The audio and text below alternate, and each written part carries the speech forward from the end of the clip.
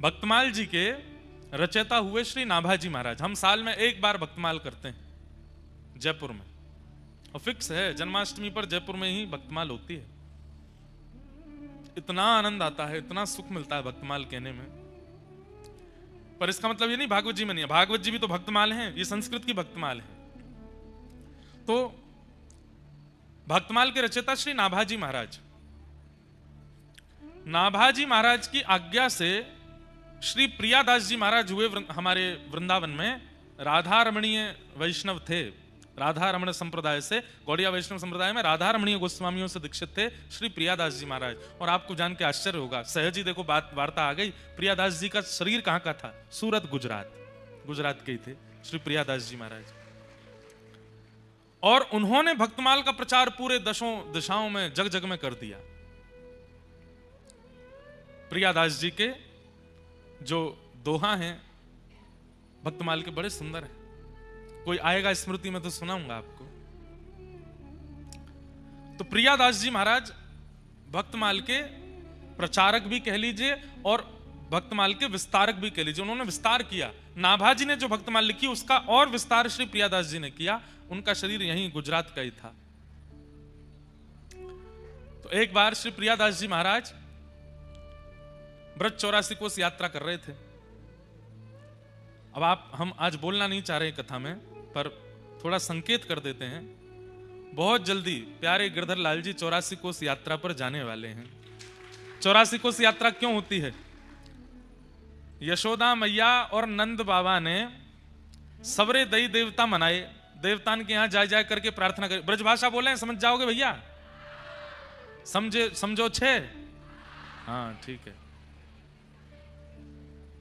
ब्रजभाषा सारू छे, बहुत मीठी भाषा है ब्रजभाषा, समझने का प्रयास करना। हमको कितने सारे लोग बोल गए, बोले आप ऊंझा उत्तर गुजरात में कथा करने। मैंने हाँ, वहां के लोग तो बहुत गुजराती वासी वक्ताओं को ही सुनते हैं। मैंने क्या के देखो, हमको सुन रहे हैं सब रे, हम तो ब्रजभाषा बोल रहे हैं। तो ब्रजभाषा बोल रहे हैं थोड़ी थोड़ी, अब तो आज से तो ब्रजभाषा ही आनी है कथा में। तो नंद बाबा यशोदा मैया के जब तक लाला नाए भयो, तो यशोदा मैया नंद बाबा ने सबरे देवतान को जाकर के प्रणाम करी। जगन्नाथ जी को प्रणाम कियो, बद्रीनाथ जी को प्रणाम कियो, गंगोत्री, यमुनोत्री, केदारनाथ, सब जगह प्रणाम कियो। जो जो देवता उनको बताते गए सब जगह जाके प्रणाम करते। और प्रणाम करके कहां मांगते? हमें बालक नाए चाहिए, हमें लाला नाए चाहिए। तो अरे नंद बाबा की 9 लाख गैया हैं, नंद बाबा के बाद उन गैयान की सेवा करवे वालों ग्वारिया चाहिए। नंद बाबा के यहां इतने संत, इतने भक्त आते रहे, नंद बाबा सब संतन की सेवा करें, इनके बाद संतन की सेवा करवे वालों एक सेवक चाहिए। सोचिए, पुत्र की कामना कर तो रहे हैं, पर पुत्र कैसा चाहिए? गौ सेवक, संत सेवक, भक्त सेवक। सब तीर्थों में जाकर के प्रणाम किया और कहा कि एक लाला है गयो, तो हम वचन दे रहे हैं लाला के संग फिर से तीर्थ में आवेंगे। लोग बाग तीर्थों में जाके ऐसी बोल देते हैं ना मनोकामना, ऐसी नंद बाबा यशोदा मैया ने सब तीर्थन में मनोकामना करी कि एक लाला है जाए, गैयान को सेवक, संतन को सेवक, तो वह लाला के संग हम तीर्थ करवे आवेंगे। ठाकुर जी को जन्म भयो। जैसे ही ठाकुर जी चलवे फिरवे बोलवे लायक भय, यशोदा मैया और नंद बाबा ने आपस में चर्चा करी, अब लाला चलन लगो, अब लाला बोलन लगो, अब हमें तीर्थ जानो चाहिए, चलो व्यवस्था बनाओ। अब महाराज बैलगाड़ी की तैयारी कर रहे हैं, सामान सट्टे सब रखते जा रहे हैं। सब ब्रजवासी भी एक है लिए, 100, 200, 400 ब्रजवासी भी संग है लिए। लेकिन नंद बाबा और यशोदा मैया की वृद्ध अवस्था देख करके ठाकुर जी के मन में आई, बाबा इतने वृद्ध है गए, यशोदा मैया इतनी वृद्ध है गई, और मैं नए के ही बड़ो भयो, अब ब्रजते बाहर ये तीर्थ करवावे मुकु ले जाएंगे, सालन लग जाएंगे इनको, और जो प्रेम ब्रज में मुकु विस्तारित करना वो है ना पावेगो, कहा करूं। नंद बाबा यशोदा मैया बड़े वृद्ध है गए। सबरे तीर्थन को ठाकुर जी ने यमुना तट पे बुलायो। ठाकुर जी तो भगवान है, सबरे तीर्थ आकर के खड़े गए यमुना तट पे। आज्ञा करें भगवान, कहा करना है? बोले भैया देखो हमारे अम्मा बाबा वृद्ध है गए, अब ये सब तीर्थन में जामेंगे, सालन लग जाएंगे, हमें 11 वर्ष ही ब्रज में रहना है, आप सब 84 कोस में फैल जाओ, हमें ज्यादा दूर नहीं जाना पड़े, 84 कोस में ही सबरे तीर्थन के दर्शन, सबरे धामन के दर्शन हमको यहीं है जाए, हमें और कहीं नहीं जाना पड़े। महाराज ऐसी स्थिति है गई, सारे तीर्थ 84 कोस में बैठ गए। अब तो छोटे छोटे तीर्थ जिनके नाम ही नहीं पता है वो भी आ गए लाइन में, बोले हम भी ब्रज में आवेंगे, हमें स्थान दो, हम भी विराजमान होंगे। और उस भाव से भारतवर्ष के सारे तीर्थ 84 कोस में विराजमान हो गए। और फिर नंद बाबा यशोदा मैया के साथ लाला 84 कोस ब्रज यात्रा पर गए। तब से ये नियम है हमारे ब्रज में, ये अभी कार्तिक का महीना चल रहा है, अभी 84 कोस यात्रा चल रही होगी। 84 कोस की लोग परिक्रमा करते हैं, गाड़ियों में करते हैं, बसों में करते हैं, पर हम लाल जी को गाड़ी में नहीं लेके जाएंगे। हमारे लाल जी, वैसे करनी तो हमको 2 साल पहले थी, लेकिन इतने व्यस्त होते चले गए, कर ही नहीं पाए। अब लाला की जनवरी में बहू आ जाएंगी और लाल जी हमारे राधा गिरधर लाल हो जाएंगे, फिर 84 कोस यात्रा पर जाएंगे। तो विवाह करके लाला विवाहित है कि 84 कोस यात्रा करेंगे। संभवतः अगले कार्तिक तक क्रम बन जाएगा और प्रयास करेंगे कम से कम 1000 गौवंश के साथ में ठाकुर जी 84 कोस यात्रा करें। 1000 गैया चलें ठाकुर जी के आगे पीछे, पैदल, बैलगाड़ी में, और जैसे व्यवस्था बनेगी लाल जी की वैसे करेंगे। महीना भर की, महीना 1.5 महीना की यात्रा होगी। जगह जगह जाए करके तंबून में रुके करेंगे, वहीं प्रसाद बना के पायो करेंगे, वहीं कथा हुए करेगी। प्रेम से बैठ करके नीचे पंडाल में कथा करो करेंगे। और जगह जगह सबरे ग्वारिया बन के सिर पर फेटा बांध करके, रज लगा करके पूरे तन में, और फिर पूरे ब्रजमंडल की यात्रा लाल जी पालकी में बैठ करके या बैलगाड़ी में बैठ के करेंगे। तो ऐसी ब्रज 84 कोस यात्रा अगले वर्ष होएगी। हमने बिना योजना बनाए मंच से बता दिया, अभी योजना बनानी है, लेकिन हमें पूर्ण विश्वास है, जहां तक हमारे आंकड़े कहते हैं, कम से कम अभी बरसाना उत्सव में ही 30-35 हजार वैष्णवों की आने की संभावना है।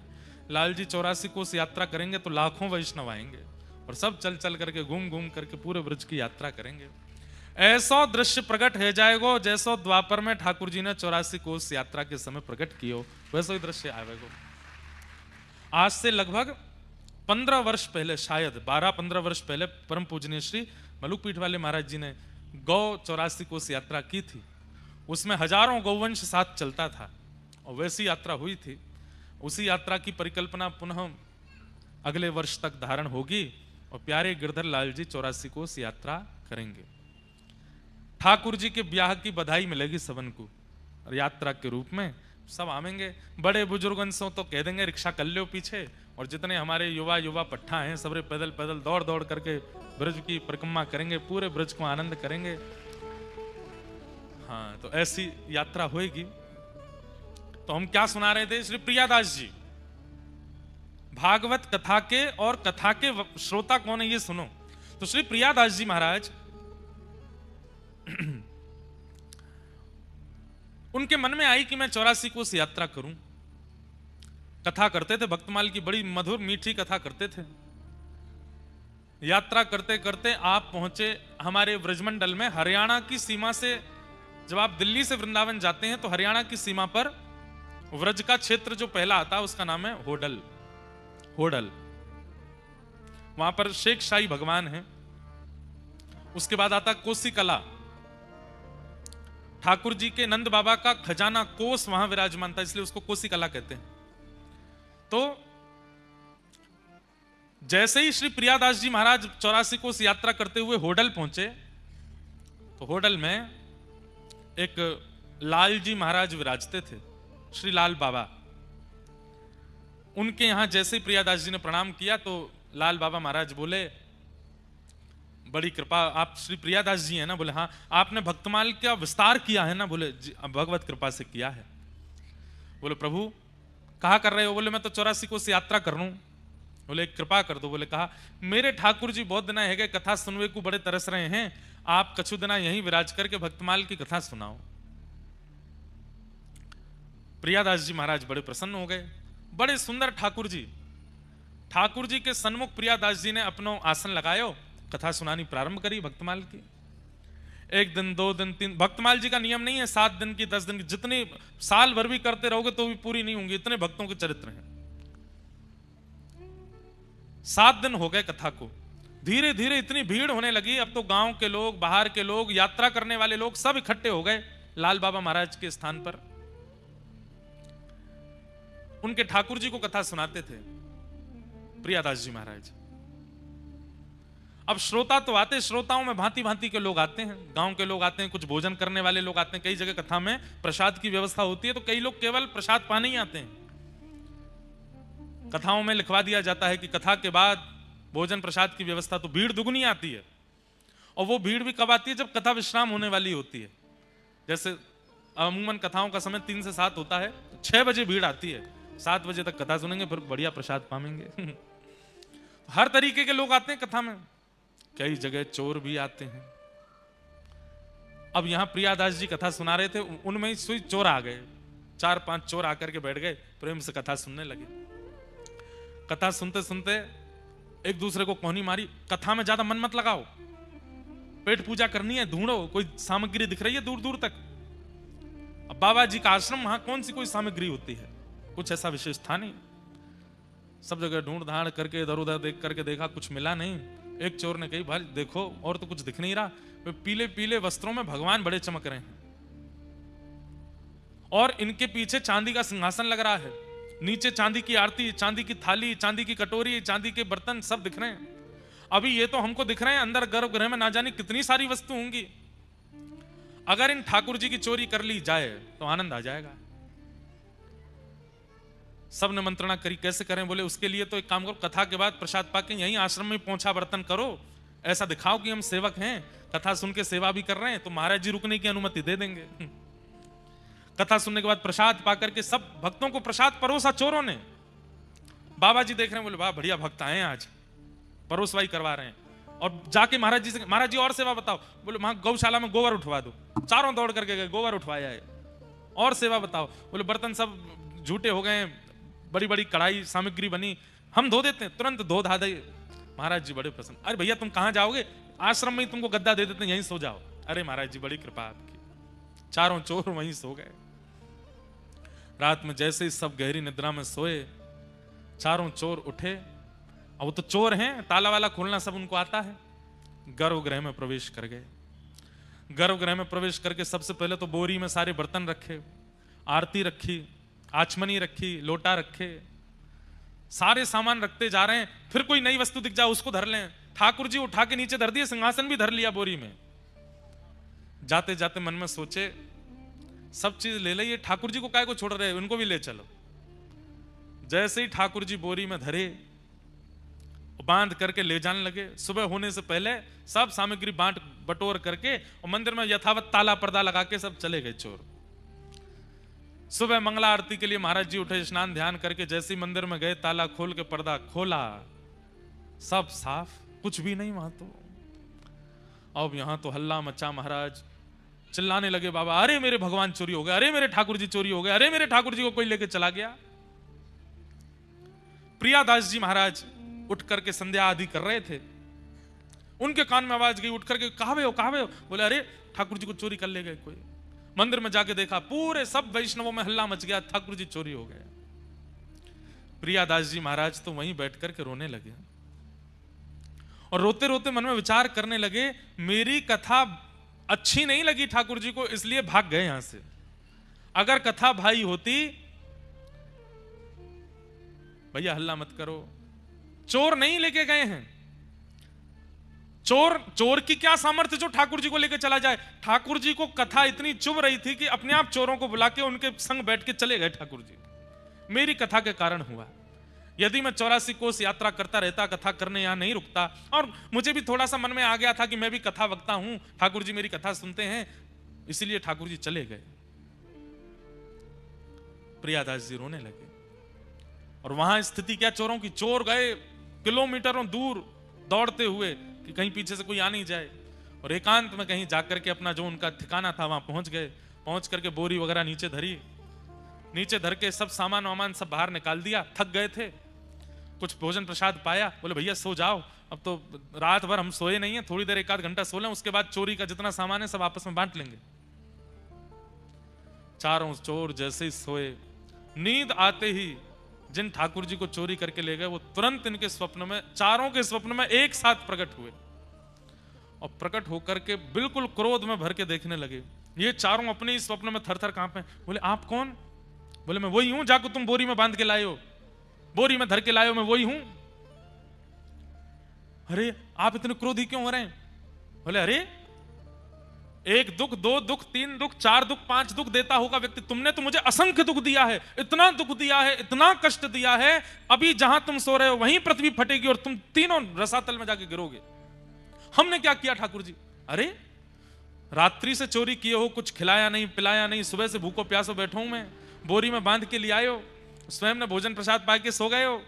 और भोजन प्रसाद तो बहुत दूर की बात रही, वहां में प्रेम से कथा सुनना था। 7 दिन से इतनी बढ़िया लीला चरित्र भक्तों की सुना रहे थे श्री प्रियादास जी महाराज, और तुम लोग वहां से मुझे लिया है। अभी मध्याह्न का समय हुआ है, कथा प्रारंभ होने में 2 घंटे बचे हैं, जो समय से कथा शुरू होती है। मैं तुम्हें कह रहा हूं कि तुम सोच नहीं पाओगे इतना बुरा करूंगा तुम चारों के साथ में। अभी इसी वक्त मुझे लेकर के वहां जाओ। हाँ ठाकुर जी, हम अभी उठ करके लेके, और सुनो सुनो सुनो, जितना सामान लेके आए हो मंदिर का वो सब भी लेकर के जाना। और अपराध किया है, कथा छुड़वाई है मेरी, तो दंड तो देना पड़ेगा। बोले तो क्या दंड है? बोले जब से तुमने चोरी करी है तब से आज तक जितना सामान तुम्हारे पास है वो सब भी बाबा को भेंट करके आओ वहां जाके, जहां से मुझे उठा के लाए हो। चोर तो तुरंत उठ गए, बोले जान प्यारी है, प्राण निकल जाएंगे। ठाकुर जी तुरंत चरणों में प्रणाम किया, सुंदर पालकी बनाई, पालकी में ठाकुर जी बैठाए। जितना सामान चोरी करके लाए थे वो एक रात में तो 1 बोरी भर के लाए, अब तो 15-20 बोरियां भर ली। क्यों? जितना सामान चोरी किया सब भर लिया। ले करके नाचते गाते हरे कृष्ण हरे राम कीर्तन करते हुए जा रहे हैं। वहां पे सब रो रहे थे। इतने में किसी ने अल्लाह के, बाबा देखो ठाकुर जी आ गए, ठाकुर जी आ गए। तो देखे, आहा, पालकी में विराजमान होकर के ठाकुर जी बढ़िया उछल उछल करके आनंद करते हुए आ रहे हैं। बाबा ने तो उन चोरों के पांव छुए, जय हो भैया, पता नहीं कहां के मनुष्य चोर चोरी करके ले गए थे, तुम बढ़िया हमारे ठाकुर जी को बचा लाए उनसे। चोरों ने उल्टे चरण पकड़े, हम कोई अच्छे आदमी नहीं है बाबा, तो हम ही तो चोरी करके ले गए थे। तुम चोरी करके ले गए थे तो फिर वापस क्यों लिया है? पूरी कथा बताई। बोले ठाकुर जी स्वप्न में आए और स्वप्न में आकर के बोले मुझे वहीं लेकर के जाओ, सारी सामग्री लेके जाओ और पूर्व में जितनी चोरी करी है वो सामान भी मंदिर में चढ़ा करके आओ। बोले ठाकुर जी ने आज्ञा की थी कथा शुरू हो उससे पहले पहले हमें पहुंचा देना, नहीं तो पृथ्वी फट जाएगी। प्रियादास जी ने जैसे ही सुना कि ठाकुर जी कथा सुनने के लिए वापस आए हैं, तुरंत ठाकुर जी को हृदय से लगा लिया और ठाकुर जी को वचन दे दिया, नाथ अब ये चोर तो यहीं रहेंगे, इनको भी भगत बना देंगे, सब सामान जो है ठीक है, अब जब तक संपूर्ण भक्तमाल पूरी नहीं हो जाएंगी, पहले तो ऐसा मन था कि 10-12 दिन में कथा करके चले जाएंगे, लेकिन अब जब तक पूरी कथा नहीं हो जाएंगी तब तक हम कथा आपको सुनाते रहेंगे, पूरी भक्तमाल आपको सुना करके तब यहां से आगे जाएंगे। आज भी 84 कोस की यात्रा में उन ठाकुर जी के दर्शन होते हैं जिन्होंने पूरी भक्तमाल स्वयं बैठ करके सुनी और चोरंते लड़ झगड़ के वापस आए गए। मुंह वापस छोड़ के आओ, मुंह कथा सुननी है पूरी।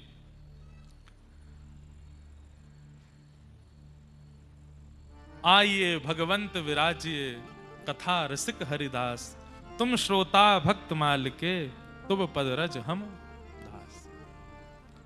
भक्तमाल और भागवत के मूल श्रोता ठाकुर जी हैं, आप लोग नहीं हैं। अब यहां कोई ऊंझा से आया है, कोई अहमदाबाद से आया है, कोई बड़ौदा से आया है, कोई सूरत से आया है, कोई कहीं से आया है, कोई सोमनाथ से आए हैं, कोई द्वारिका से आए हैं, जहां जहां से आए हैं, आपके क्षेत्र के जो ठाकुर जी जो देवता हैं वो आपके चित्त में बैठ करके कथा सुनने वो आए हैं, आप नहीं आए।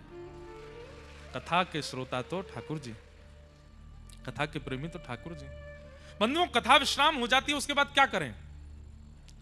यहां पर अभी 3 दिन बाद कथा विश्राम हो जाएगी, फिर क्या करोगे? 7 तारीख के बाद क्या करोगे?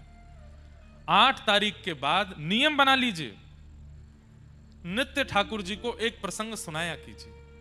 अब प्रसंग ठाकुर जी को सुनाना है तो उसके लिए स्वयं भी तो सुनना पड़ेगा, तो पहले स्वयं सुनो और फिर अपने ठाकुर जी को जब रात्रि शयन कराते हो, देखो सुबह का श्रृंगार अच्छा नहीं कर पाते कोई दिक्कत नहीं, ठाकुर जी को मुकुट टेढ़ा मेढ़ा हो जाता है कोई बात नहीं, ठाकुर जी की प्रसादी इतनी बढ़िया नहीं बना पाते कोई बात नहीं, अंत भला तो सब भला। अपनी शयन की सेवा बहुत सुंदर कर लीजिए और हम बता रहे हैं रचना कैसी करो। रात्रि में जब ठाकुर जी को शयन कराते हैं उस समय जो ठाकुर जी का मंदिर है, कक्ष है, सारी वहां की लाइटें बंद कर दो, सुंदर 2-4 दिया जलाओ, दिया जला करके बिल्कुल शांति हो, जैसे नंद भवन में ठाकुर जी सोते हैं वैसे सुभाओ। फिर ऋतु के अनुसार जो इत्र चल रहा है, अब जैसे अब हिना का इत्र प्रारंभ हो गया, हिना का इत्र, शमामा का इत्र लो, थोड़ा सा हाथ में मल लो, फिर ठाकुर जी के सारे श्रृंगार उतारो, दिया जलने दो, और उतनी देर ठाकुर जी को कोई प्रसंग सुनाते रहो। जैसे एक मैया लाला को लोरी सुनाती है, श्रीमद् भागवत में कथा नहीं, कृष्ण करणामृत में एक विल्ल मंगल जी चरित्र सुनाते हैं। मैया यशोदा लाला को राम कथा सुना रही है। लाला, एक राम नाम को राजा हतो, एक दशरथ नाम को राजा हतो। सो गोद में पौड़े पौड़े ठाकुर जी कह रहे हैं मैया धीरे धीरे वस्त्र उतार रही है। दिन भर तो भारी वस्त्र पहने, रात में हल्के पहनेंगे। तो ठाकुर जी कथा में मन लग जाता है तो प्रेम से तैयार हो जाते हैं। लाला, एक दशरथ नाम को राजा हतो। सो ठाकुर जी कर रहे हैं फिर मैया माला उतारे, उनको एक लाला हो, वाक को नाम हो राम। ठाकुर जी बोले मंद मंद मुस्काते जा रहे हैं, मेरी कथा सुना रही है मैया मोहे।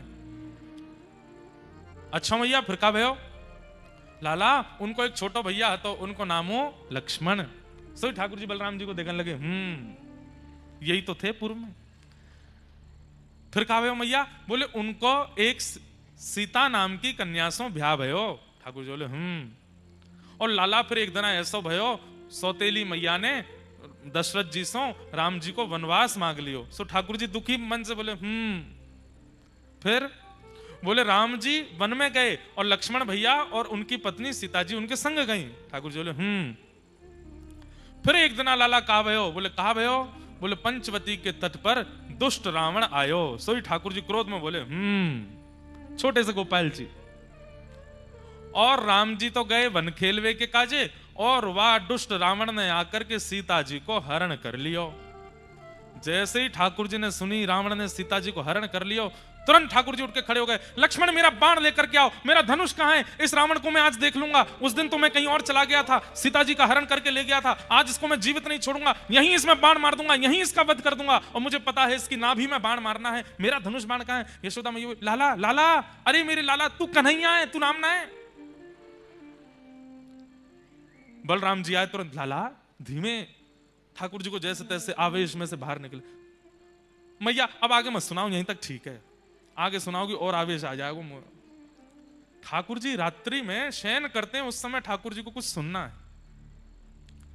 कुछ याद ना आवे तो गीत गोविंद सुनाओ, कुछ याद ना आवे तो गोपी गीत सुनाओ, कुछ याद ना आवे तो कोई पद सुनाओ। और अगर कर सको, इतने रसिक जन, इतने कथाकार कथा कर रहे हैं, सबकी कथा यूट्यूब पे आती है, सुनो एक चरित्र उसमें से ठाकुर जी को सुनाओ।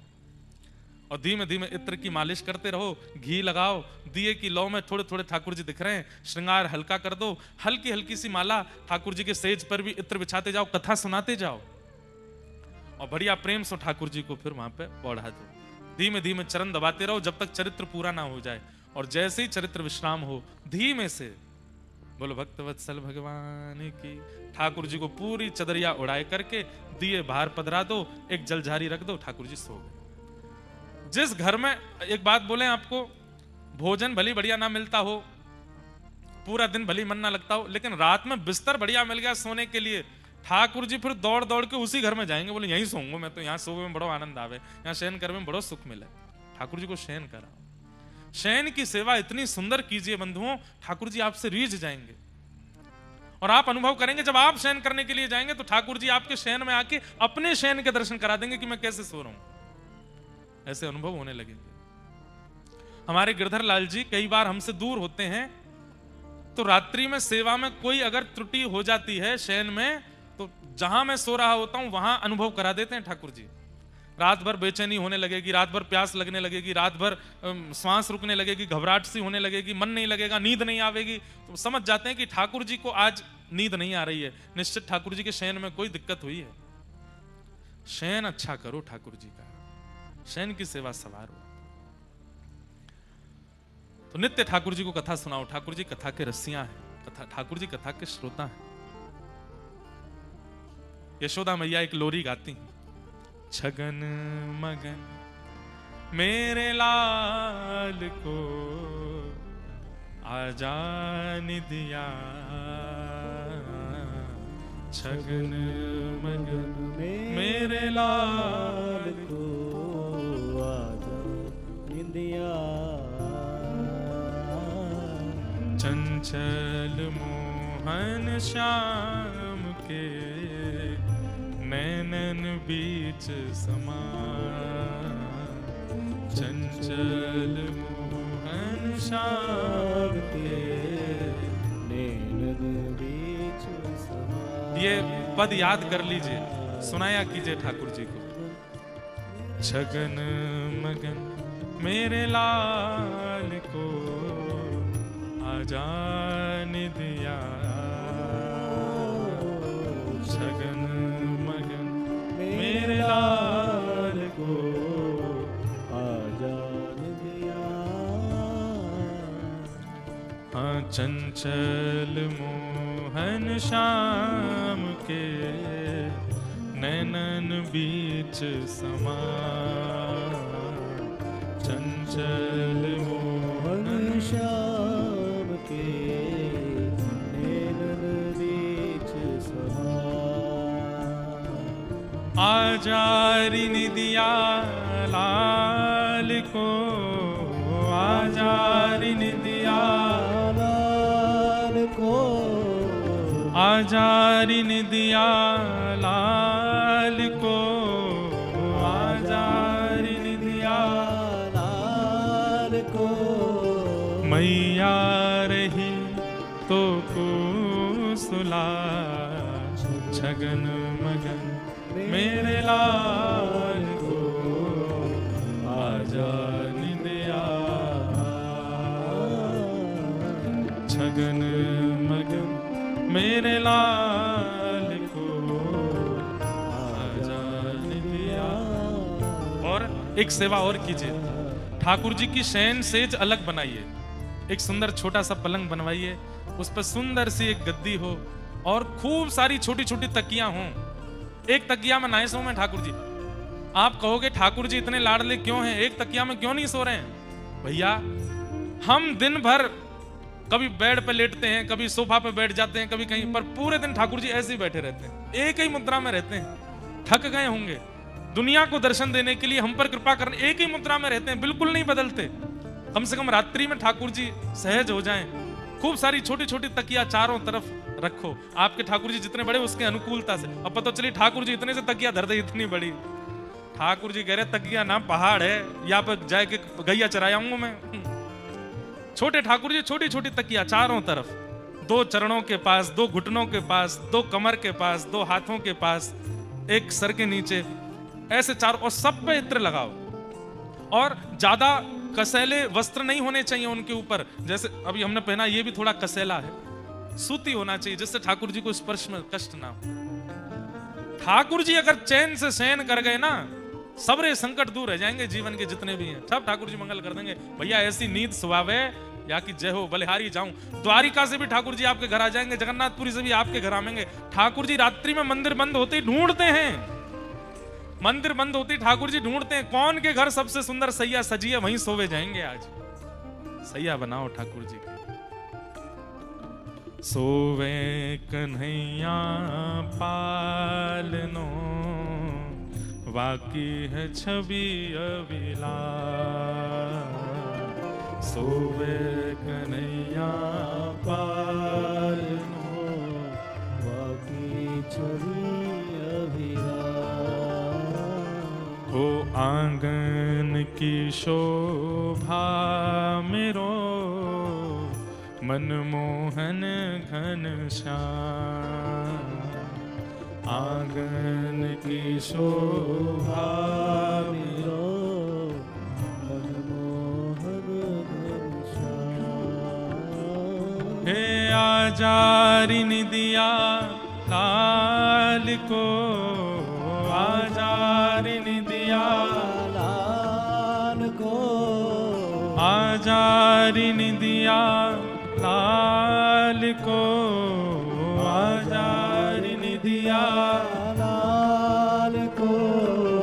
मैया रही तो को सुला, छगन मगन मेरे लाल को आजान दिया। छगन मगन मेरे लाल को आजान दिया। चंचल मोहन श्याम के नैनन बीच समा चंचल मोहन श्याम के नैनन बीच समा। आप में से जो सो गए हों वो उठ जाओ। कहीं हमें तो मुझे बीच लोरी में डर लगा, मैंने कोई ये नहीं सो जाए सुन करके। तो ठाकुर जी की शयन की सेवा खूब मधुर। हम तो देखो कुछ ना कुछ बताते ही रहेंगे। एक दिन हम कह रहे थे कि ठाकुर जी को माला की सेवा बहुत प्रिय है। अभी वहाँ कोटा की कथा में मैंने कहा था, अपने घर में अपने हाथ से तुलसी जी लगाओ, उनकी स्वयं सेवा करो। अपने घर में अपने हाथ से पुष्प की बगिया लगाओ, उसमें प्रकट होने वाले पुष्प स्वयं चयन करके उससे सुंदर माला बना के ठाकुर जी को पहनाओ। ठाकुर जी कहते हैं या के बाद तू कछु मत करे, यही सेवा से मैं बहुत प्रसन्न हूं कि तू अपने हाथ से सुंदर बगीचा के पुष्प तैयार करके मुझको माला बना के पहनावे। लेकिन वो कई लोगों की माला ऐसी होती है कि धागे में माला एक पुष्प से दूसरे पुष्प के बीच के धागे दिखते हैं, ऐसी नहीं, सुंदर होनी चाहिए। सुंदर पुष्प की माला की ठाकुर जी दौड़ के आवे कि मुंह को धारण करा। मैं तो जाके काजे तरस गए हो। ठाकुर जी को माला धारण करना बहुत प्रिय है। और एक और बात, जब माला जी बनाते हैं उस समय प्रत्येक पुष्प में एक भक्त का स्मरण करना चाहिए। ठाकुर जी देखो, अब आपकी माला में श्री सूरदास जी महाराज आ रहे हैं, सूरदास जी विराजमान हो रहे हैं। अब भक्तिमती मीराबाई आ रही हैं, अब श्री नरसिंह मेहता जी आ रहे हैं। अब आप जितने भक्तों का स्मरण करके माला बनाओगे, ठाकुर जी माला पुष्प थोड़ी चाहिए, ठाकुर जी उतने भक्तों को धारण करके खड़े होते हैं दर्शन में और ठाकुर जी प्रसन्न हो जाते हैं। आपके दो काम होंगे, ठाकुर जी को माला भी पधरा दोगे और भक्त स्मरण से हृदय पवित्र भी हो जाएगा। अनेक सेवाएं हैं, जो भावे उस भाव से सेवा करो ठाकुर जी की। कल हम सबने महाभारत के कुछ प्रसंगों को श्रवण किया, तत्पश्चात भीष्म पितामह ने भगवान की स्तुति गाई। भगवान अब हस्तिनापुर के राज सिंहासन पर युधिष्ठिर जी को विराजमान करा करके द्वारिका को प्रस्थान कर गए। कुछ समय बाद उत्तरा के गर्भ के बालक ने जन्म लिया और वही बालक परीक्षित कहलाया। परीक्षित से मिलने के लिए भगवान भी पधारे। धीरे धीरे परीक्षित बड़े हुए। पांडव स्वर्गारोहण को प्रस्थान करके परीक्षित को राज्य गद्दी पर बैठा गए। परीक्षित से एक दिन एक अपराध बन गया। अपराध कैसे बना? कुछ समय पूर्व परीक्षित आखेट को वन में गए और वहीं वन में उन्हें कलयुग मिला, जो कि वृषभ यानी कि बैल के 3 पैर काट चुका है, चौथे पैर को काट रहा था। वृषभ धर्म है, धर्म के 3 पैर कलयुग में कट चुके हैं। सत्य, दान, दया और पवित्रता। दान, दया और पवित्रता, ये 3 चरण कलयुग धर्म के कलयुग में नहीं है। कलयुग में केवल एक चरण पर धर्म खड़ा है, वो है सत्य। और धीरे धीरे वह चरण भी नष्ट होता जा रहा है। कलयुग को देख करके राजा परीक्षित ने अपनी तलवार निकाल करके जैसे ही मारना चाहा, कलयुग ने चरण पकड़ लिए। बोले महाराज मुझे मत मारिए, मैं कलयुग हूं। सतयुग, त्रेता, द्वापर के बाद अब मेरी बारी है। परीक्षित बोले अभी तो सतयुग द्वापर चल रहा था, तुम कब आए? बोले भगवान कृष्ण जिस दिन अपनी लीला पूरी करके गए उसी दिन मेरा आगमन हुआ। परीक्षित जी महाराज बोले अब तुम चले जाओ। कलयुग बोला मैं नहीं जा सकता, आप मुझे कुछ स्थान दे दीजिए, मैं वहीं रहूंगा। और 5 स्थान प्रदान किए कलयुग को। द्यूतम सूना, द्यूतम पानम स्त्रियः सूना, ये 4 स्थान पहले प्रदान किए। और 5वें स्थान के रूप में जात रूप मदात प्रभो। कौन कौन से 5 स्थान है कलयुग के? जुआ, धन को गलत स्थान पर गलत प्रकार से व्यय करने वाले लोग कलयुग को आमंत्रण दे रहे हैं, कलयुग का आमंत्रण कर रहे हैं। इसलिए धन कहां व्यय होना चाहिए, कब व्यय होना चाहिए, कैसे व्यय होना चाहिए, उसका विचार करना चाहिए आपको। गंभीर प्रसंग है, ध्यान से सुने। सत्संग करने वाले व्यक्ति को इतनी बुद्धि प्राप्त हो जाती है कि धन जो मेरे पास है उसका मैं व्यय कैसे करूं और कहां करूं, कितना करूं, क्यों करूं। जब व्यक्ति जबरदस्ती अपनी इच्छाओं की पूर्ति के लिए धन व्यय करने लगता है, वही व्यक्ति पापगामी होने लगता है। इतने में हमारी इच्छा पूरी हो रही है, इतने में सब कुछ बढ़िया चल रहा है, पर कई लोग एक्स्ट्रा में अपनी इच्छाओं को और प्रकट करके अपने धन का मद करके अरे बहुत पैसा है, ये भी करो, ये भी करो। ऐसे लोग ही फिर पाप के मार्ग पर पापगामी हो जाते हैं। तुम तो बस इतना बताओ कितना लगेगा, पैसे की चिंता मत करो, हम करते हैं ना। अपनी इच्छाओं की पूर्ति के लिए, अपने शौक के लिए, अपने ऐश्वर्य के लिए, जो इस प्रकार धन को कभी कभी अपना दास मान लेते हैं कि अरे हम पे तो बहुत है, बताओ तो सही कहां लगाना है, ऐसे लोगों का धन ही उनकी बुद्धि विकृत करता है आगे चल के। इसलिए धन के प्रति कभी ऐसी भावना मत रखना, हम पे तो बहुत है, हम तो ये कर देंगे, वो कर देंगे, ऐसा कर देंगे। अपनी इच्छाओं के लिए, सुखों के लिए, व्यंजनों के लिए, ऐशो आराम के लिए कभी भी इस प्रकार धन का व्यय मत करना। हाँ, गौ सेवा की बात आवे, अनुष्ठान की बात आवे, भगवत सेवा की बात आवे, कुछ अनाथ बालकों की सेवा की भाव आवे, वृद्धाश्रम में सेवा की भाव आवे, कहीं भी सेवा के भाव में आवे, वहां बढ़ चढ़ के आना चाहिए। हम लोग उल्टे हैं, इच्छाओं की पूर्ति के लिए, ऐशो आराम के लिए हम ये कह देते हैं अरे तुम तो बस बताओ कितना चाहिए, हम देते हैं ना। और जब सेवा की बात आती है बोले इतना ही ले लीजिए, अब इतने थोड़ी लगते हैं सेवा में, इतने से ही हो जाता है सब कुछ। कभी आपने ऐसा सुना कि किसी गौशाला में, किसी विवाह उत्सव में, या किसी अनाथालय में, या किसी सेवा आश्रम में किसी ने 150 करोड़ 200 करोड़ दान किया हो? बहुत कम सुनने में मिलता है। लेकिन जब बड़े बड़े सट्टे होते हैं तो पता चलता है 1000 करोड़ का सट्टा हो गया, वहां पर इतना किसी ने ये कर दिया, वो कर दिया, इतना लोग निकालते हैं पैसा। उन्हीं लोगों की बुद्धि विकृत धन करता है। तो कलयुग का सबसे पहला निवास स्थान है द्यूतम।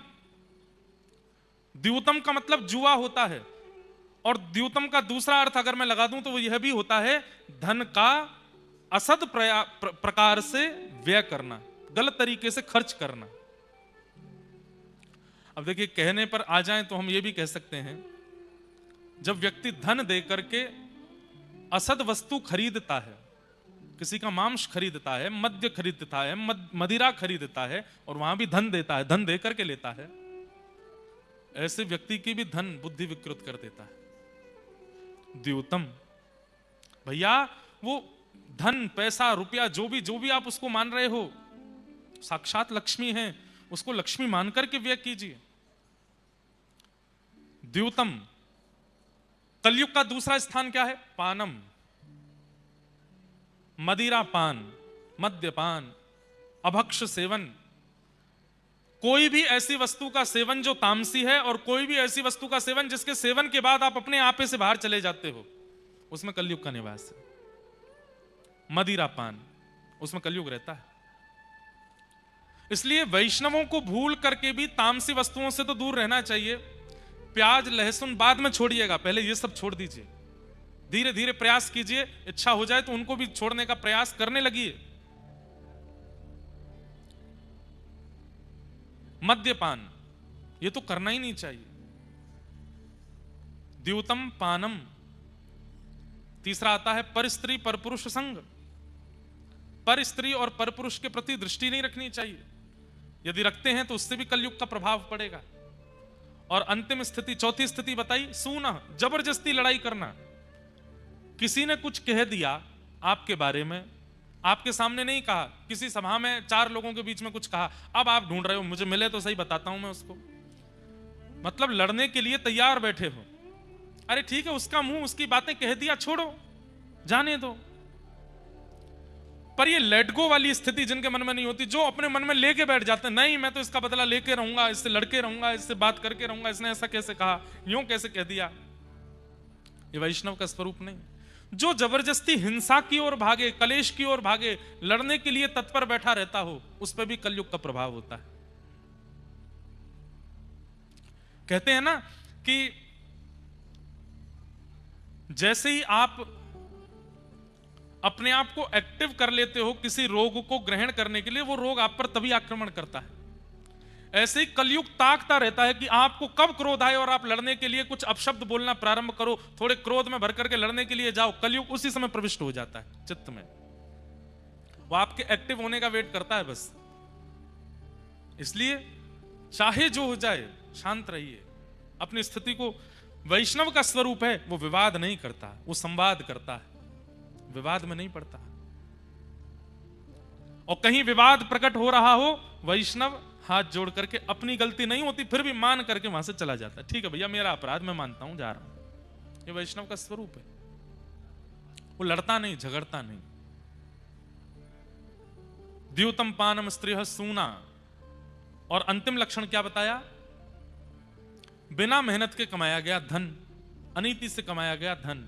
ये 5 स्थान हैं कलयुग के। जुए में, मद्यपान में, परस्त्री परपुरुष संग में, हिंसा में और बिना मेहनत के कमाए गए धन में। इन 5 स्थानों में कलयुग का निवास है। अगर आप अपने ऊपर विचार करेंगे तो इन 5 में से कहीं पर हमने एक बार तो प्रवेश किया है। इसीलिए आज कलयुग का प्रभाव हमारे ऊपर है। कई लोग हैं, उनको आप कथा तक खींच लाते हो, चल सुनेगा क्यों नहीं, बाहर से ही लौट जाते हैं, नहीं मुझे नहीं सुनना। मंदिर में बाहर से ही लौट जाते हैं। कई लोग ऐसे होते हैं कि उनको धार्मिक स्थानों से ही कुछ होने लगता है, एलर्जी सी हो जाती है, भागते हैं। इसका मतलब क्या है? ये 5 विकार ही उनके चित्त में इतने प्रगाढ़ हो चुके हैं कि उनको आने नहीं देते, उनको बैठने नहीं देते, उनको सुनने नहीं देते। और कई लोग आ भी जाते हैं तो कथा में बैठे बैठे केवल वक्ता के द्वारा कही गई बातों में कटाक्षी करते रहते हैं। ऐसे कैसे हो गया, इन्होंने ये बात कैसे कह दी, ठाकुर जी ने ऐसे कैसे कर दिया, ये कैसे हो गया। वो सब पर प्रश्न चिन्ह ही लगाते रहते हैं। जिज्ञासा नहीं है उनकी, तर्क है, कुतर्क है। यह भी 5 स्थानों पर प्रवेश का प्रभाव होता है। ठाकुर जी के प्रति अविश्वास।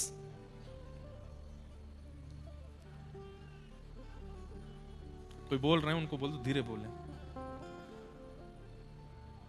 तो राजा परीक्षित ने ये 5 स्थान कलयुग को दे दिए। स्वयं गए आखेट को वन में, शमिक ऋषि के गले में मरा हुआ सर्प डाल दिया। क्यों? जल मांगा था, लेकिन ऋषि त्राटक समाधि में बैठे थे, प्रत्युत्तर नहीं दे पाए। तो अपना अपमान जान करके राजा ने, मैं जल मांग रहा हूं और ये समाधि से नहीं उठ रहे हैं, मरा हुआ सर्प गले में डाल दिया। अपमान का बोध भी उसको होता है, लिख लीजिएगा, अपमान का बोध भी उसको होता है जिसको सम्मान की बहुत इच्छा होती है। जो सम्मान का बहुत भूखा होता है उसी व्यक्ति को जगह जगह अपमान लगता रहता है। यहां मेरा अपमान कर दिया, यहां मेरे से यूं कह दिया, मेरे से वहां पे ऐसे कर दिया। हर घर में एक ऐसा व्यक्ति होता है, उसका सब जगह अपमान ही होता है। आप कल ब्याह में गए थे, सब बढ़िया, क्या बढ़िया, कुछ नहीं, द्वार पर खड़े रहे, हमसे कोई पूछने नहीं आया। छोले भटूरे से करे थे पर मैंने नहीं खाए। क्यों नहीं खाए? किसी ने पूछा ही नहीं। सोफा रखा था पर मैं नहीं बैठा। क्यों नहीं बैठे? किसी ने आके कहा ही नहीं कि तशरीफ फरमाइए। कई लोग इतनी जल्दी अपना अपमान मान लेते हैं कि बस पूछिए मत। देख लिया मुझको लेकिन प्रणाम नहीं किया मेरे पास, एक बार भी झुका नहीं मेरे सामने आके, आपका बेटा बहुत बिगड़ गया है। मुझे देख लिया था उसने, लेकिन कहीं प्रणाम ना करना पड़ जाए इसलिए झुका नहीं। कई लोगों को अपमान, बात बात पर अपमान का बोध होता रहता है। ऐसे लोगों को, जिनको सम्मान की बहुत इच्छा होती है, बहुत जल्दी अपमान हो जाता है उनका। सबसे बढ़िया जीवन बताएं, सम्मान की इच्छा ही मत रखो, सम्मान की बिल्कुल इच्छा मत रखो। इसका प्रतिफल क्या मिलेगा पता है? अगर कोई जानबूझ के भी अपमान करेगा तो आपको पता ही नहीं चलेगा कि आपका अपमान किया गया। 4 लोग आके आपको बताएंगे, अरे भैया तुम्हारा अपमान किया, तुमको अच्छा अपमान किया था क्या, मुझे तो पता ही नहीं चली भाई। क्यों? सम्मान की इच्छा ही अपमान का बोध करवाती है। और जिसको सम्मान की इच्छा ही नहीं, उसका दुनिया में चाहे कितना अपमान कर दो उसको नहीं पता चलता। ऐसे बनो, सम्मान की इच्छा मत रखो।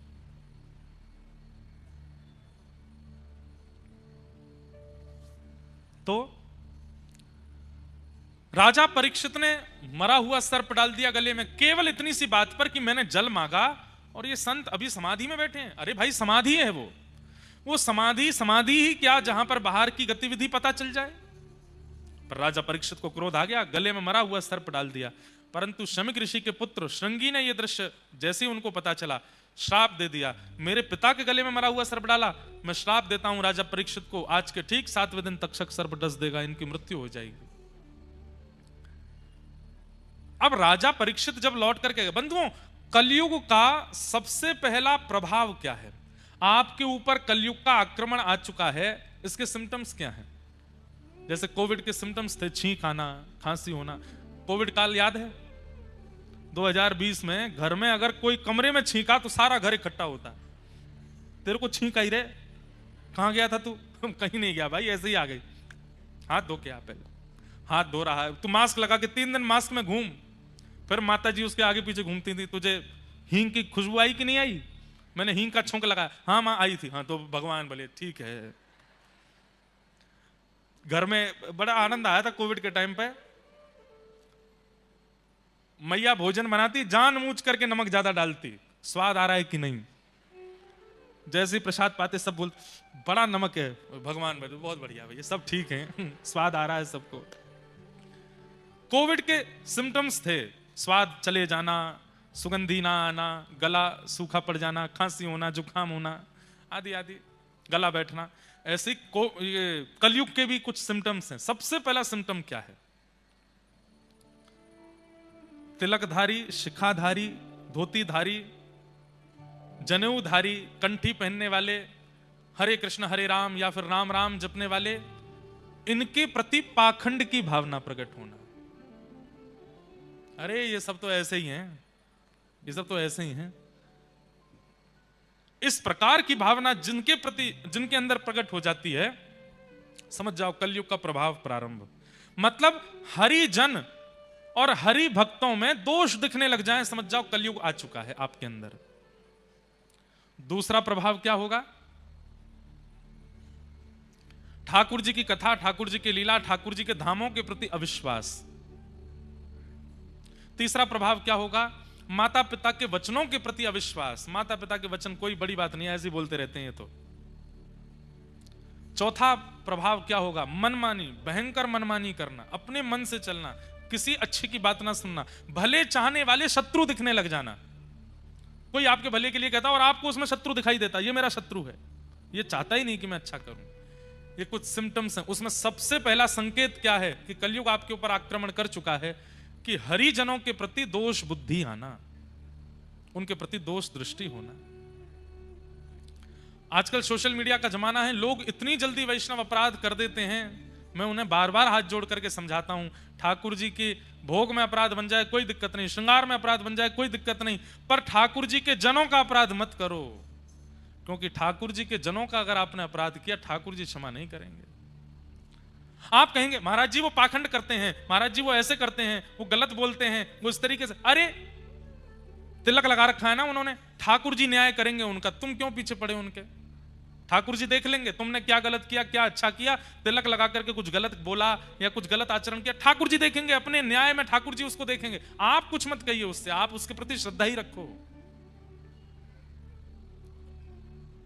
पर बहुत जल्दी अपराध कर देते हैं हम वैष्णवों का, बच नहीं पाएंगे इससे। संत अपराध बन गया राजा परीक्षित से। जैसे ही मुकुट उतार करके रखा, अपने सिंहासन पर बैठे राजा परीक्षित को स्मृति हुई, अरे ये मैंने क्या किया? एक संत से जल मांगा और जल ना देने पर मुझे इतना क्रोध आ गया कि गले में मरा हुआ सर्प डाल दिया। बंधुओं, आपने जो सोचा नहीं होगा वह क्रिया भी एक दिन आपसे करा लेगा। अगर अभी आपने अपने क्रोध पर वशीकरण नहीं किया तो। आपको क्रोध आता है, आप क्रोध को आने देते हैं और बल्कि दूसरों को सावधान करते हैं, भाई देखो मुझे बहुत जल्दी गुस्सा आ जाता है, सावधान रहना, कोई ऐसे काम मत करना कि मुझे क्रोध आए। ऐसे लोगों को हम व्यासपीठ से एक बात कह रहे हैं, एक दिन वही क्रोध ऐसी क्रिया कराएगा जो आपने कभी सोची नहीं होगी। आप करने के बाद स्वयं सोच में पड़ जाएंगे, ये मैंने कैसे कर दिया, ये तो मैं कर ही नहीं सकता था। क्रोध सबसे बड़ा शत्रु है हमारे जीवन का। कहीं कहीं अच्छा है क्रोध करना, पर क्रोध की भी एक लिमिट होती है, क्रोध का भी एक तरीका होता है, उससे अधिक नहीं। हमारा तरीका पता है क्या? क्रोध का अपना खुलासा कर रहे हैं, मौनमास्ता। क्रोध आता है तो मौन हो जाता हूं, नहीं बोलता, कोई प्रत्युत्तर नहीं, कोई उत्तर नहीं, कोई जवाब नहीं, कोई रिएक्शन नहीं, कुछ नहीं। और ये कितनी देर तक? घटिकद्वयम, 2 घड़ी, ज्यादा दिन तक क्रोध नहीं रहते। सुबह हुए तो शाम तक मान गए बस, शाम को हुए तो सुबह तक मान गए बस, इससे ज्यादा क्रोध नहीं करना चाहिए। क्षमा कर दो। क्रोध जितना आपके अंदर रहेगा उतने विकार उत्पन्न कराएगा, और एक दिन आप ऐसा कुछ कर बैठेंगे कि आप खुद पर विश्वास नहीं कर पाएंगे, ये मैंने कर दिया। इसलिए क्रोध को जितना जल्दी हो विदा कर दिया करो, अपने अंदर से रहने मत दिया करो। राजा परीक्षित ने जैसे ही मुकुट उतार के धरा, तुरंत उनको याद आया, ये मैंने क्या किया? क्रोध में आकर के एक महापुरुष के गले में मरा हुआ सर्प डाल दिया। अरे मेरे हाथ कट क्यों नहीं गए, मेरा ये शरीर अभी तक जीवित क्यों, मुझे शाप क्यों नहीं लगा? तभी एक महापुरुष ने आके बताया, राजा परीक्षित आज आपने एक अपराध किया और उसी अपराध की वजह से शमिक ऋषि के पुत्र श्रृंगी ने आपको 7 दिन में मरने का श्राप दिया है। अपने लिए श्राप सुनकर के राजा परीक्षित दुखी नहीं हुए, अपने पुत्र जन्मेजय को राज्य गद्दी पर बिठाया। बोले मैं अधिकारी हूं इस श्राप का, मैंने गलती की है, निवारण भी मैं ही करूंगा। और निकल गए गंगा के तट पर। अनेक संत जन इकट्ठे हुए। सब संतों से जाकर के, क्योंकि राजा थे ना, इनको मरने का श्राप लगा, ये बात सुनकर के असंख्य संत इकट्ठे हो गए। सब संतों के चरणों में राजा परीक्षित ने प्रणाम करते हुए कहा कि भगवान, मैं अब आप सबके प्रणाम में, सम्मान में बहुत समय व्यर्थ नहीं करूंगा। मेरे जीवन के केवल 7 दिन बचे हैं, कृपा करके म्रियमाण व्यक्ति की मुक्ति का उपाय क्या है, कृपा करके मुझे बताइए। जिसके जीवन के केवल 7 दिन बचे हैं, उसको अपनी मुक्ति के लिए क्या करना चाहिए, मुझे जल्दी से इसका निवारण बताइए। सब संत अलग अलग उत्तर देने लगे, लेकिन कोई प्रमाण नहीं दे पाया। तभी उस सभा में श्री सुखदेव जी का आगमन हुआ। सब लोग हाथ जोड़ के प्रणाम करो। भागवत के प्रमुख वक्ता श्री सुखदेव जी महाराज कि तत्रा भवद भगवान व्यास पुत्रो यदृच्छया कामटमानो नपेक्ष अलक्षलिंगो निजलावतुष्टो व्रतस्य बालैरवधूत भेष। बोलिए श्री सुखदेव जी महाराज की। श्री सुखदेव जी महाराज का आगमन हुआ। वेद परीक्षित ने एक व्यासपीठ रखी थी और असंख्य संतों से कहा था जो भी मेरी शंका का समाधान करे वो इस व्यासपीठ पर आके बैठ जाए। अभी तक उस व्यासपीठ पर कोई नहीं बैठा। तभी नन्हे से श्री सुखदेव जी आए। कितनी वर्ष की आयु है? तुम द्वष्ट वर्ष। यहां पर लिखा 2 बार 8 यानी कि 16 वर्ष। 16 वर्ष के श्री सुखदेव जी महाराज हैं। तो बोले 2 बार 8 ऐसे क्यों कहा? 16 वर्षीय सुखदेव जी ऐसे ही कह देते। बोले हैं तो 16 वर्ष के, लेकिन देखने में लगते हैं 8 वर्ष के। बंधु एक बात पता है आपको, आप जितना संसार के भोगों का सेवन करते हैं उतनी जल्दी आपकी आयु बढ़ने लगती है। आप बड़े बड़े दिखने लगते हो। आपको देख करके ऐसी अनुभूति होने लगती है, अरे इनकी आयु ना जाने कितनी होगी। और जो व्यक्ति जितना संसारी विषयों का कम सेवन करता है उसकी आयु उतनी ही भली होती ज्यादा है पर लगती कम ही है। अब चाहे तो वो योग से अपने आप को संभाल ले, चाहे तो दुनिया भर के क्या बोलते हैं श्रृंगार आदि से अपने आप को संभाल ले, पर मूल बात यह है जितना भोग वृत्ति से बचेगा उतनी कम आयु लगती है उसकी, उतना सामान्य लगता है वो।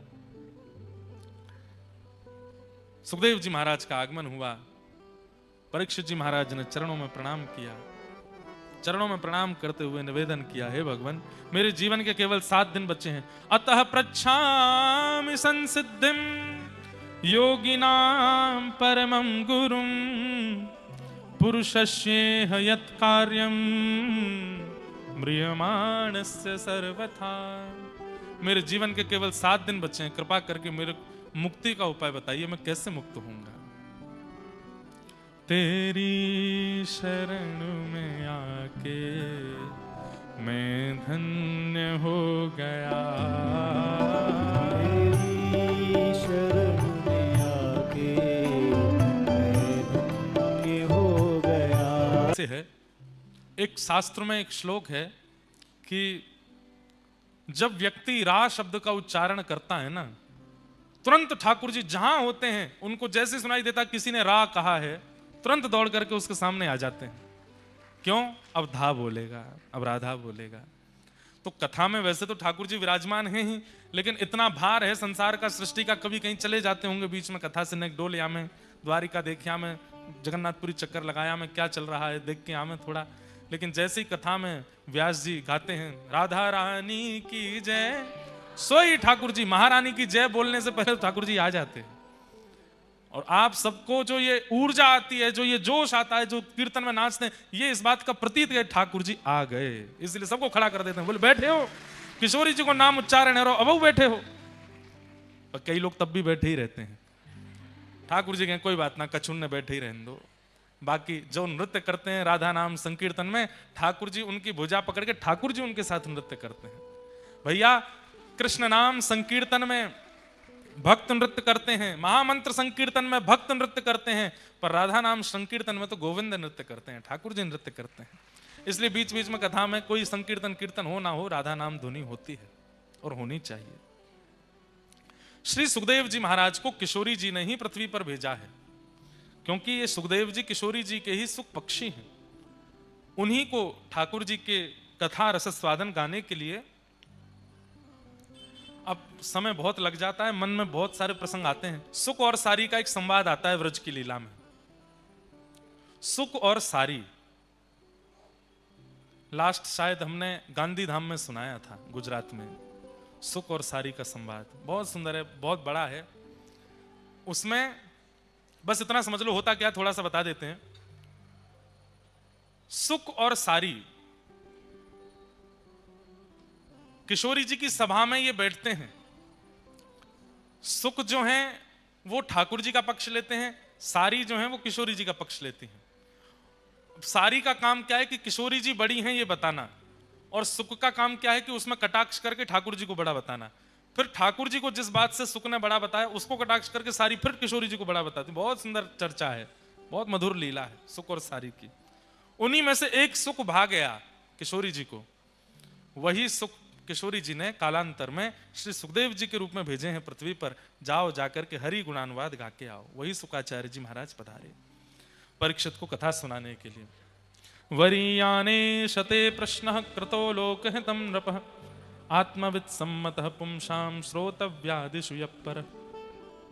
अब हम कथा में जो जो प्रसंग हैं सबको नमन मात्र करते हुए चलेंगे। सबसे पहले सृष्टि प्रसंग सुनाया गया। भगवान किस प्रकार से सृष्टि करते हैं उसका पूरा भाव सुनाया। चतुश्लोकी भागवत का भाव सुनाया। हिरण्यकश्यप हिरण्याक्ष कैसे उत्पन्न हुए उनकी कथा सुनाई गई। तत्पश्चात पृथ्वी पर सबसे पहले मानव के रूप में स्वयंभू मनु और शत्रुपा। अब ध्यान से सुनिए, आपके क्षेत्र की कथा आने वाली है। स्वयंभू मनु और शत्रुपा, पृथ्वी के सबसे पहले मानव का नाम क्या है? स्वयंभू मनु। इनके 3 पुत्री हुई, 2 पुत्र हुए। आकुति, देवहूति, प्रसूति 3 पुत्री और 2 पुत्र प्रियव्रत और उत्तानपाद। स्वयंभू मनु की एक पुत्री है जिनका नाम है देवहूति। देवहूति महारानी का विवाह कर्दम ऋषि के साथ में हुआ। कर्दम ऋषि ने 1000 वर्ष तक तपस्या की और 1000 वर्ष तक तपस्या करके भगवान जब प्रकट हो गए, भगवान ने कहा वरदान मांगो, क्या चाहिए? तो कर्दम ऋषि ने भगवान से क्या वरदान मांगा? तथा सचाहम परिवोडुकाम, तथा सचाहम परिवोडुकाम समानशीलाम गृहमेदधेनुम। हे नाथ, मुझे आपसे केवल एक वस्तु चाहिए। क्या? उपेयवान मूलमशेष मूलम दुराशयः काम दुदांग्रिपश्य। हे नाथ, 1000 वर्ष की तपस्या करने से मुझे एक ही फल चाहिए आपसे। क्या? मैं आपसे जितना प्रेम करता हूं, मैं आपके चरणों में जितनी श्रद्धा रखता हूं, मैं आपके प्रति जितना समर्पित हूं, मुझसे भी ज्यादा आपसे प्रेम करने वाली एक सुंदर सी कन्या से मेरा ब्याह हो जाए, ऐसी मुझ पर कृपा कर दो। मेरी प्रीति आपको पता है कि मैं आपसे कितनी प्रीति करता हूं। मुझसे भी दुगनी प्रीति करने वाली एक कन्या मिले जिससे मैं ब्याह कर लूं, ऐसी कृपा मुझ पर करो। ऐसा वरदान आज तक किसी ने नहीं मांगा था। वरदान में लोग या तो सिद्धियां मांग लेते हैं, वरदान में लोग लोक मांग लेते हैं, परलोक मांग लेते हैं, ठाकुर जी को मांग लेते हैं, कुछ भी मांग लेते हैं। पर आज एक अद्भुत वरदान मांगा है। क्या? मुझे ऐसी पत्नी मिले जो मुझसे भी ज्यादा आपसे प्रेम करती हो, मुझसे भी ज्यादा आपकी भक्ति करती हो, आपकी सेवा करती हो, ऐसी पत्नी से मेरा ब्याह हो जाए। ठाकुर जी इतने प्रसन्न हो गए, इतने प्रसन्न हो गए कि ठाकुर जी के प्रेमाश्रु छलक पड़े और वही प्रेमाश्रु कर्दम ऋषि की इच्छा से बिंदु सरोवर बन गए, जो आपके बगल के गांव में विराजमान है, जिसे सिद्धपुर कहते हैं। यहीं प्रकट हुए थे भगवान और यहीं तप किया था। किन्होंने? कर्दम ऋषि ने। अब पता नहीं ये कथा वहां सुनाते हैं कि नहीं, जब कोई जाते हैं तो वहां के लोग सुनाते तो होंगे कथा। कल हम जाएंगे बिंदु सरोवर दर्शन करने। कल बहुत भीड़ भाड़ होने वाली, पूर्ण है। पर जाएंगे, देख के आए एक बार कैसा है, अद्भुत है। तो भगवान के प्रेमाश्रु छलक पड़े और वही बिंदु सरोवर बन गए। ठाकुर जी इतने प्रसन्न हो गए कर्दम ऋषि से, वाह ऋषि तुमने बहुत बढ़िया मांगा है। क्या मांगा है? पत्नी मांगी, लेकिन पत्नी भी कैसी मांगी? बोले मेरी परम भक्त पत्नी मांगी। बंधुओं देखो, चाहते तो वैकुंठ मांग लेते, ठाकुर जी को मांग लेते, लेकिन संसार में हर व्यक्ति को कोई ना कोई कामना रहती है। ठाकुर जी से वो मांगता है, ऐसे मांगे। पुत्र ना मांगे, भक्त पुत्र मांगे। पुत्री ना मांगे, भक्त पुत्री मांगे। पत्नी ना मांगे, भक्त पत्नी मांगे। पति ना मांगे, भक्त पति मांगे। भक्त शब्द को जोड़े आगे। सोमवार के व्रत करती हैं माताएं कि हमारा ब्याह हो जाए सुंदर से वर से। और सुंदर वर तो मिल जाता है, लेकिन पीने खाने वाले मिल जाते हैं। क्यों? भक्त वर नहीं लगाया, भक्त प्रवर से हो जाए। अच्छा एक बात बोलूं आपको, विवाद बन जाएगा लेकिन नहीं बोलूं।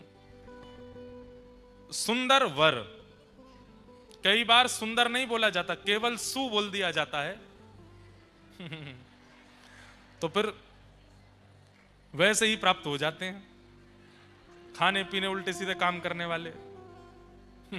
सुंदर वर मत मांगो, सुवर मत मांगो, भक्त वर मांगो। क्या मांगो? भक्त वर। सोमवार के व्रत कीजिए, मंगलवार के व्रत कीजिए, बृहस्पतिवार के व्रत कीजिए। ठाकुर जी से कहिए कि भक्त वर मिले। सुंदर वर तो बहुत लोगों को मिले पड़े हैं, भक्त वर मिले। या सुकन्या ना मिले, भक्त कन्या मिले। पुत्र ना मिले, भक्त पुत्र मिले। भक्त शब्द जोड़ करके चलेंगे, आप आनंदित रहेंगे, वो आपको कष्ट देने वाला नहीं होगा। परम भक्ति हो। वही मांगा कर्दम ऋषि ने कि भक्त पत्नी मिले। भगवान बोले ऐसा वरदान किसी ने मांगा ही नहीं। 1000 वर्ष की तपस्या तुमने इसलिए की कि तुमको एक सुंदर भक्त कन्या से ब्याह करना है। ठाकुर जी प्रसन्न हो गए, नेत्रों से अश्रुपात होने लगा, वही बिंदु सरोवर बन गया। भगवान बोले कर्दम ऋषि मैं इतना प्रसन्न हूं, इतना प्रसन्न हूं तुम्हारे वरदान से कि एक वरदान तुम्हारी इच्छा का दूंगा और एक वरदान अपनी इच्छा से दूंगा। क्या? परसों पृथ्वी के प्रथम मानव स्वयंभू मनु की एक बेटी है देवहूति, उनसे तुम्हारा विवाह होगा। वो तुमसे भी बड़ी भक्त है मेरी, वही तुम्हारे लिए श्रेष्ठ है, उनसे तुम्हारा ब्याह होगा।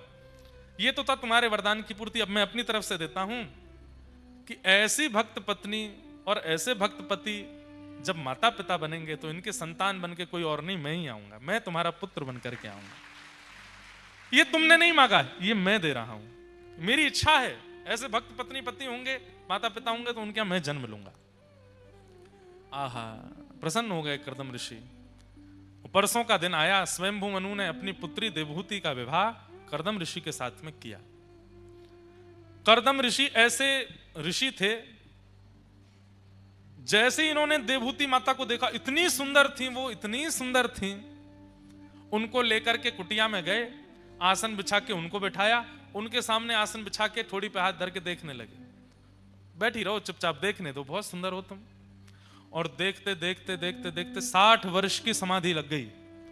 ब्याह के पहले दिन ही समाधि में चले गए, 60 वर्ष की समाधि में गए। किसी ने प्रश्न किया, बोले किस समाधि में गए, ऐसा क्या देख लिया कि समाधि में चले गए? बोले कर्दम ऋषि विचार करने लगे, भगवान की बनाई करोड़ों लोगों की दुनिया में एक व्यक्ति इतना सुंदर है, तो सोचो वो परमात्मा कितना सुंदर होगा, बनाने वाले परमात्मा कितने सुंदर होंगे। और बोले इतना ही नहीं, फिर वो ठाकुर जी के बारे में क्या सोचने लगे, वो परमात्मा इतने सुंदर होंगे तो वो परमात्मा जिन किशोरी जी की रूप माधुरी को देख करके वंशी बजाना भूल जाते हैं, वो किशोरी जी कितनी सुंदर होंगी, वो लाडली जी कितनी सुंदर होंगी। अरे उस परमात्मा की सुंदरता की सिंधु की एक बिंदु इतनी सुंदर बैठी है मेरे सामने, वो सिंधु, उस सिंधु का अधिपति परमात्मा, और उस परमात्मा को भी सदा अपने हृदय पर बांध कर रखने वाली वो किशोरी जी कितनी सुंदर होंगी। समाधिस्थ हो गए। 60 वर्ष बाद जब समाधि खुली तो देवहूति माता तो वयोवृद्ध हो गई थी, दांत मात सब टूट टाट गए उनके, झुर्रियां पड़ गई मुखमंडल पे, बाल सबरे पक गए, 60 वर्ष निकल गए। इनका ध्यान खुला, नेत्र खोल करके बोले, देवी अभी अभी मेरा ब्याह हुआ था, सुंदर सुकन्या पत्नी मेरी देवहूति बैठी थी मेरे सामने, अम्मा वो कहां चली गई? देवहूति माता बोली, मैं ही हूं वो। अरे ये तुम कैसी हो गई? अब आप ब्याह करते ही समाधि में चले गए, 60 वर्ष बाद आपकी समाधि टूटी है। कर्दम ऋषि बोले 60 वर्ष हो गए मुझे? बोले हाँ। 60 वर्ष बाद कर्दम ऋषि ने जब नजर घुमा के देखा तो यथावत ऐसी की तैसी उनकी, बिल्कुल वैसी की वैसी उनकी यज्ञ कुंडी, वैसी की वैसे उनके ठाकुर जी की सेवा, वैसी की वैसा आसन, वैसा ही पूरी कुटिया। मतलब 60 वर्षों तक देवभूति सब संभालती रही। देवभूति माता से बड़े प्रसन्न हो गए कर्दम ऋषि। वरदान मांगो, क्या चाहिए? तुमने अपना पूरी युवावस्था मेरी सेवा में निकाल दी, मैं वरदान मांगो, क्या चाहिए? तो क्या मांगू? अब वयोवृद्ध शरीर हो गया, अब क्या मांगू? एक ही इच्छा है, प्रेम से प्राण निकले ठाकुर जी के दर्शन करते हुए, यही चाहिए बस। नहीं नहीं देवी, तुमने पूरा जीवन व्यतीत किया, कुछ मांगो। अब कुछ इच्छा नहीं है नाथ, वयोवृद्ध हो गई हूं मैं। हाथ पकड़ो मेरा। हाथ पकड़ कर लेकर बोले ये क्या है? ये बिंदु सरोवर, इसमें स्नान करो, ये ठाकुर जी के अश्रु बिंदु से प्रकट हुआ है। जैसे ही देवभूति माता ने स्नान किया, स्नान करके बाहर आई, पुनः वैसा ही स्वरूप हो गया जैसा 60 वर्ष पूर्व था, जैसा ब्याह के समय था। देवी अब कोई इच्छा हो तो बताओ। ऐसी कोई संसारी इच्छा नहीं। तभी कर्दम ऋषि बोले अरे भगवान ने मुझे वचन दिया था कि वो मेरे यहां संतान के रूप में प्रकट होंगे। देवी अब ठाकुर जी के आगमन की व्यवस्था करो, पूरी कुटिया सजाओ, ठाकुर जी पधारेंगे। कर्दम ऋषि और देवभूति माता के पहले 9 कन्याएं हुई। कहते हैं यही नवदा भक्ति है। श्रवणम कीर्तनम विष्णु, स्मरणम पाद सेवनम, अर्चनम वंदनम, दास्यम सख्य आत्मनिवेदनम। ये भगवान की नवदा भक्ति ने पहले जन्म लिया और 10वीं संतान के रूप में साक्षात भगवान कपिल मुनि पधारे हैं। बोलो कपिल भगवान की जय। देवभूति माता ने जैसे ही जन्म दिया, अंदर से ही इतनी आनंदित हो गई, पूरा वातावरण सुगंधित हो गया, आकाश में देवी देवता प्रकट हो गए, सूर्य चंद्र एक साथ आकाश में आकर के ठाकुर जी का दर्शन कर रहे हैं। कर्दम ऋषि और देवभूति माता के यहाँ कपिल भगवान प्रकटे। कर्दम ऋषि ने प्रणाम किया। भगवान देखते ही देखते थोड़े से बड़े हो गए, नन्हे बालक जैसे चलने फिरने लायक हो गए। भगवान का यज्ञोपवीत संस्कार आदि सब हो गया। कर्दम ऋषि ने चरणों में प्रणाम किया, भगवान मुझे आज्ञा करो। बोले आप वन में जाके भजन करो। और मैया से कहा मैया आप मेरे पास रहो। देवभूति माता कपिल भगवान के साथ रहती हैं। कुछ समय बाद देवभूति माता के मन में बहुत जिज्ञासाएं थीं। एक दिन अपने पुत्र को प्रणाम करके चरणों में बैठी और अपने तन की जिज्ञासाएं पूछने लगी। जिज्ञासा पूछते हुए कहने लगी आप परमात्मा हो, मेरे संशयों का समाधान कीजिए। क्या संशय है मैया? निर्वेणा नितराम भूमन असद इंद्रिय तर्षणात् येन संभाव्यमानेन प्रपन्नांधम तम प्रभु। अपनी इंद्रियों की इच्छा पूरी करते करते हम वृद्ध हो जाते हैं, लेकिन हमारी इच्छा पूरी नहीं होती नाथ। क्यों? हमारा मन कभी भरता क्यों नहीं है? भोगते भोगते जीव की इच्छा पूरी नहीं होती, कान की इच्छा पूरी नहीं होती, आंखों की इच्छा पूरी नहीं होती, हाथों की त्वचा की इच्छा पूरी नहीं होती। नाथ क्या कारण है? मैं असद इंद्रियों की इच्छा पूरी करते करते हार चुकी हूं, मेरा मन नहीं भर रहा है। ऐसा कोई उपाय बताइए जिससे मेरी इच्छाएं समाप्त हो जाएं।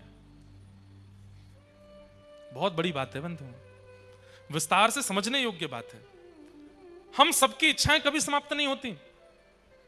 कितना भी हमें हमारी प्रिय वस्तु का सेवन करा दीजिए, फिर पुनः पुनः वो इच्छा प्रकट होती रहती है। ऐसा होना चाहिए था ना, कुछ खाने का मन करता है, आज खा लिया, अब आज के बाद कभी उसकी इच्छा प्रकट ना हो। एक बार सेवन कर तो लिया, नहीं, हमारी इच्छा कैसी कुछ कुछ दिनों में फिर प्रकट होती है, फिर प्रकट होती है, फिर प्रकट होती है।